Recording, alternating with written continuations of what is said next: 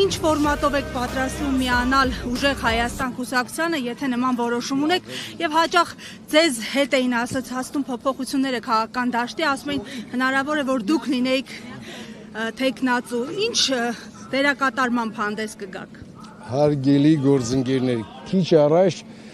ձեր գործընկերոջը խնդրել եմ եւ ձեզ էլ եմ խնդրում։ Այսօր հարցազրույց տալու տրամադրվածություն չունեմ։ Եվ խնդրում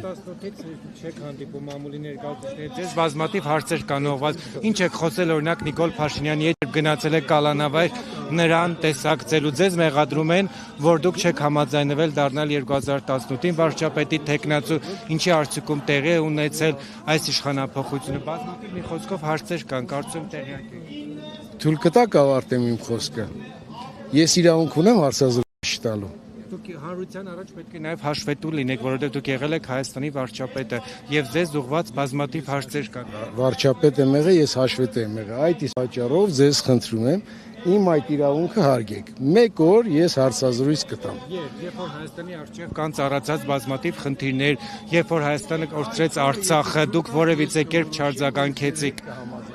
Դուք ինչ որ վախեր ունեք, որով կարող եք չխոսել։ Կաշկանդված եք նկատի ունենք ինչ-որ բաներով։ Ինչից պետք է կաշկանդված։ Գիտեմ, ինչ հանգամանքներից ելնելով էլի ես լրիվ։ Այսինքն ես ավելնորդ եմ խոսում այսքան ժամանակ։ Վերջ, շնորհակալություն։ Լավ, պարոն Կարապետյան, Երբ որ հարցազրույց տալու ունեմ, այո, աջակցում եմ Սամվել Կարապետյանին, միանշանակ։ Լավ չի ստացվում, գուցե։ Շփումներ ունեք։ Այդ հարցին կպատասխանեք։ Շփումներ ունեմ, ավարտեցինք։